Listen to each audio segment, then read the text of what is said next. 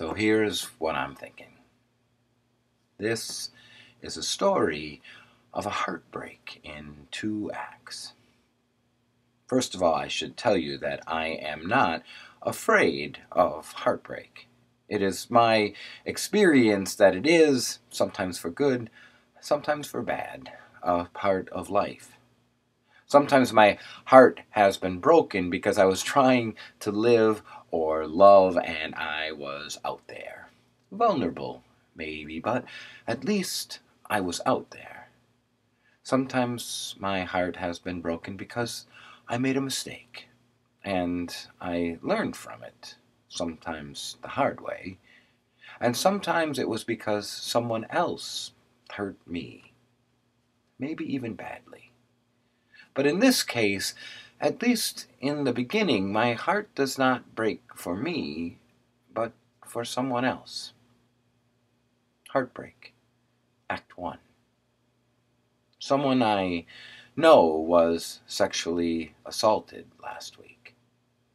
To see someone you know in pain and not be able to make it all go away is perhaps one of the most helpless feelings in the world.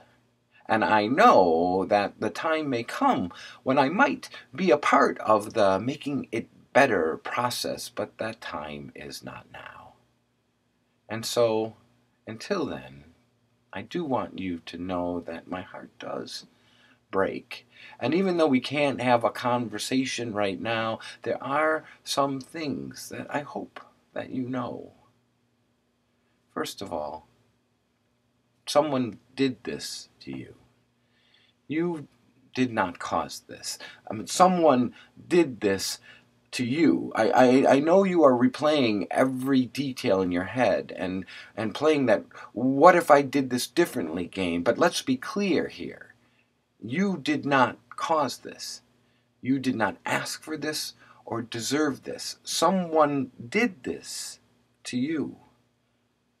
Secondly, I want you to know that you are not broken or damaged or unworthy. I can't imagine all the things going through your head right now, but I do know that sometimes people feel they were assaulted because they were weak or gullible or bad. The truth of the matter is you were probably raped because you were there. You were lovable and good and worthy before this happened, and you are lovable and worthy and good now. You have not changed. And lastly, I just hope you know that you are not alone. There are people who are out there who might understand a little bit of what you are going through, and they would love to be able to support you and hold you up and get you through this. When I was a bit younger, I had this job where I was working with kids. And I remember one day I was out on the playground with the kids after school while they were hanging out and playing and jumping around and swinging on the bars and stuff like that. And I remember this one boy, maybe 8 or 9 years old, was there and he jumped for one of the rings and he missed. And he fell to the ground and he hit his knee, and this kid started screaming.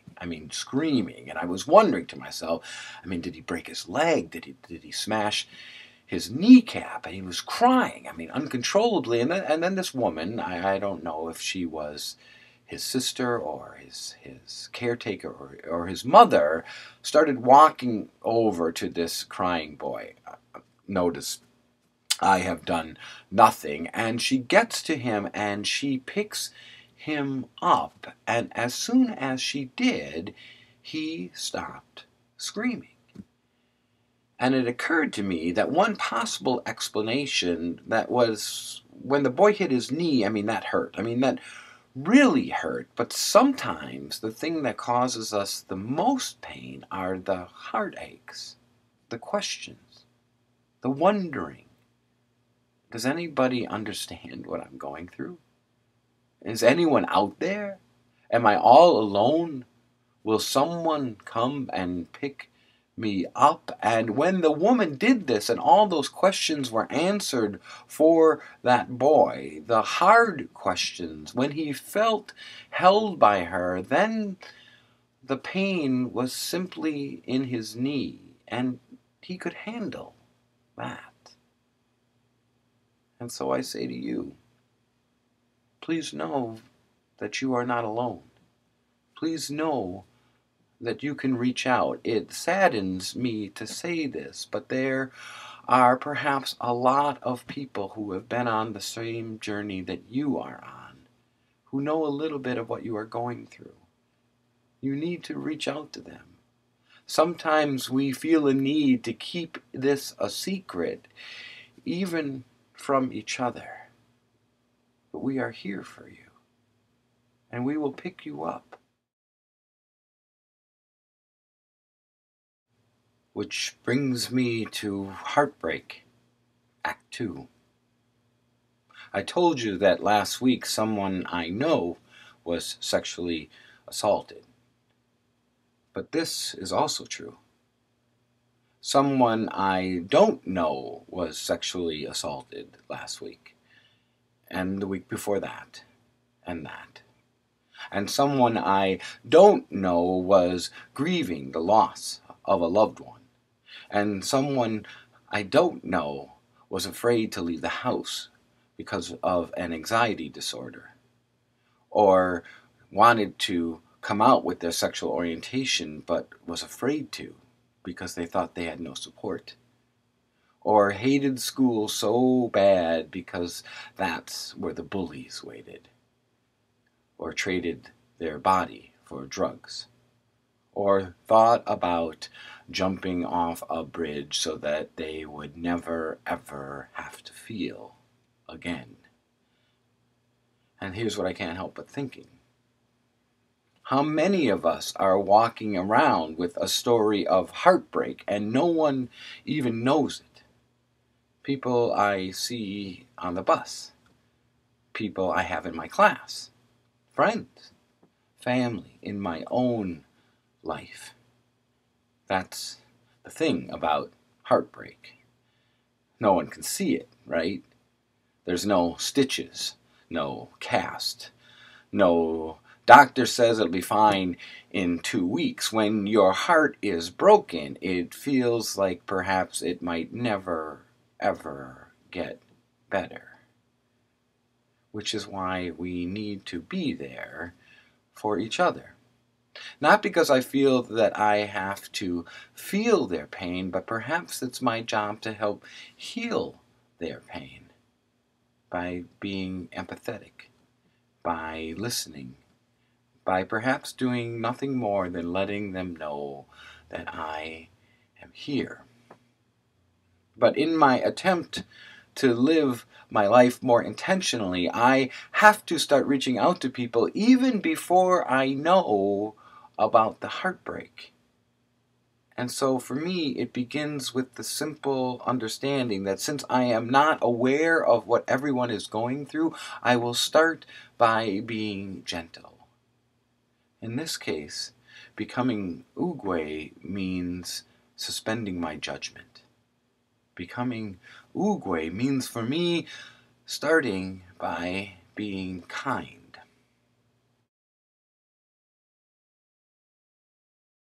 My daughter is 16 years old, which means that I am teaching her how to drive.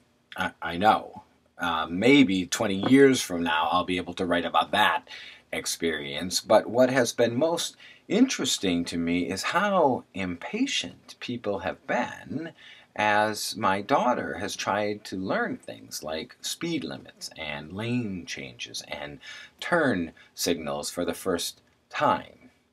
Needless to say, my daughter has endured her share of honking horns and middle fingers as she's been navigating this new way.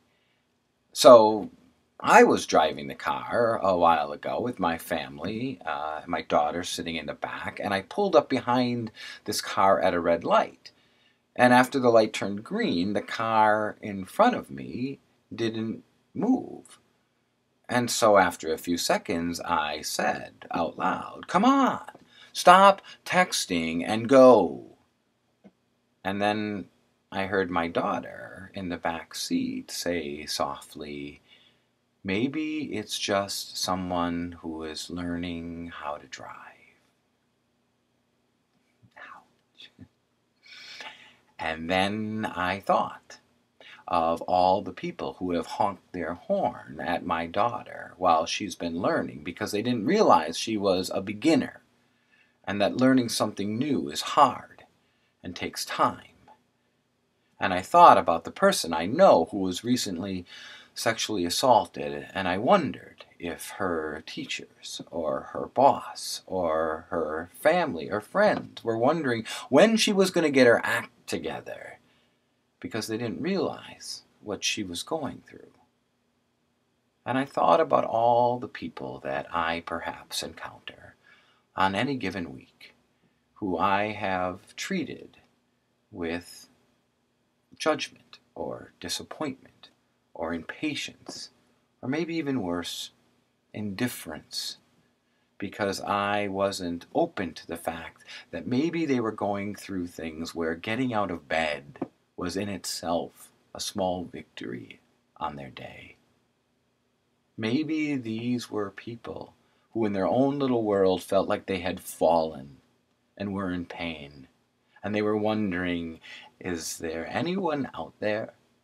Does anyone understand what I'm going through? And me, instead of reaching down and saying, "Can I help you up?" instead just was going, "Move, you are in my way." And my heart breaks, because that is not the person that I want to be. So, intentionally, I will try to move forward by being a little gentler. I will be open to the fact that there are bigger things going on in people's lives, and I will be more patient and forgiving. But because this is my journey as well, I will also be gentle on myself. Becoming the person who I want to be is going to take some time. But perhaps I am getting a little encouragement. One of my students brought a quote into class from Plato explaining, "You know what? I thought we all just needed to hear this." Here was the quote: "Be kind, for everyone you meet is fighting a hard battle." Be kind. Perhaps Uguay, or the world and universe that he lives in, is trying to tell me something. So I will listen.